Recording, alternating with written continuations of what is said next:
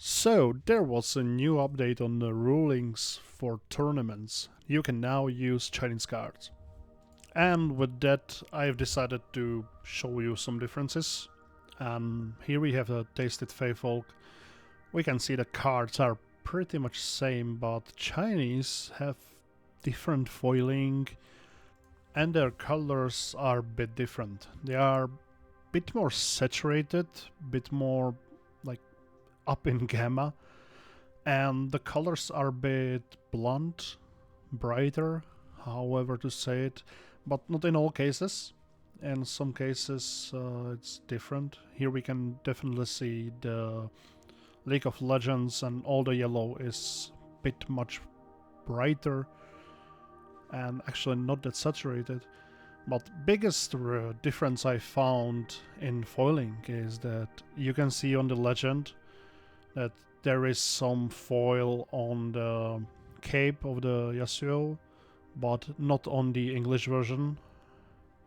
And we also can see that the green is a bit darker, but purple seem to be a bit brighter. Uh, I think it's weird. And on the back side again, the yellow is a bit brighter, but I don't know. And if we compare the commons or non-foiled cards, there is big difference in the colors. Some people report that Chinese cards has especially bad print quality. On some, we can see that here the cutting is pretty rough, but even on the English version is not perfect. And again, the back, it's brighter. It's no big difference. For maps, I was actually surprised. The Chinese version looks better. When I first picked up the card, it was... I didn't recognize it for first, because it just looked different on the table. Especially I don't play this Battlefield, I haven't seen it much in games, but you can see the difference. The wolf there is more saturated, more visible. And here we have comparison, but I don't have a foil version of the Chemtech Enforcer. The foiling is good, but it's different. And here I'm trying to show that the card's actually slimmer and they bend. Which I think this is the biggest problem with the cards from China, because you will be able to recognize them because they are bent mostly. Meanwhile, the English cards are just better. It was hard for me to capture with camera on video, so I made a photo, and here you can clearly see that the card is bent, even though being in binder for a long time. You can still see it's bent.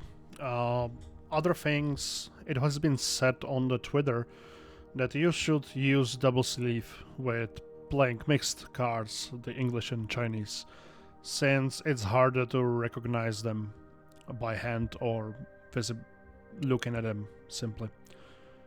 But I didn't even test it because I don't really see the difference. I have some cards double sleeved and some not, even though it's wrong by the rules. I just don't see difference.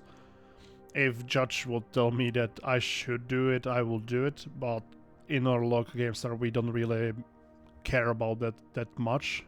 Yes, if some high competition would come on, I would have to do it, and I would do it, but I'm not gaining any advantage because I cannot tell them apart. And with that, we can also look at the market. There has been differences in market, but not as big as I expected. We can see like Watcher, which gone down by like €3, but nothing really significant. It's getting lower on the price over time because more and more people open it. It's just a rare card, so there's just more supply. And the biggest differences I've seen is probably the Watcher and some cheaper cards like Recall. Yes, I think Recall. But nobody really cares about those. What people care about is their collectibles. And here we cannot see much difference. It's mostly just like €5 on €100 card is not that big difference. So I think that the market is not really affected much. So we will see in upcoming weeks and days, and I think that will be not big problem. But the main question is why they do it. Since Spirit Forge is just week away, it's fully okay. I don't plan on opening any Chinese packs. I don't plan on playing any Chinese decks. I want a Chinese New Year bundle, but that's also if it will even happen in Europe. They said it will, we don't know. And I will probably not even play the hero legend.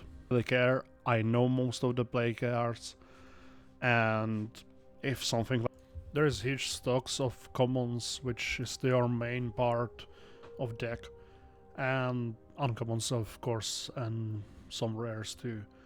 You can just get them using a Discord, Facebook, or whatever is your preferred place to trade and get cards, especially with access to card market, which you definitely can use. It's really easy, and I don't see any problem.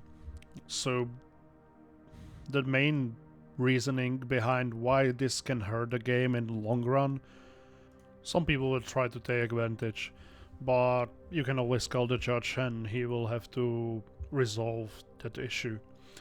So I think it's not really a big problem for players, but for judges especially.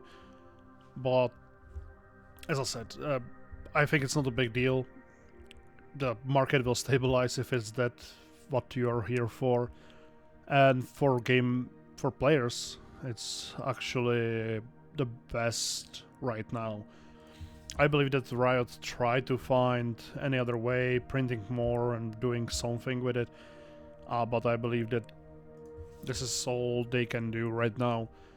Probably the supplier for the cardboard or whatever is problem, and if this is only way how they find out how to actually work with scalping and actual supply, well, we can do nothing as players, and we just had to wait for them and see what they can come up with. That's probably what I have to say to this topic. So thank you for watching, like, subscribe, and see you next time.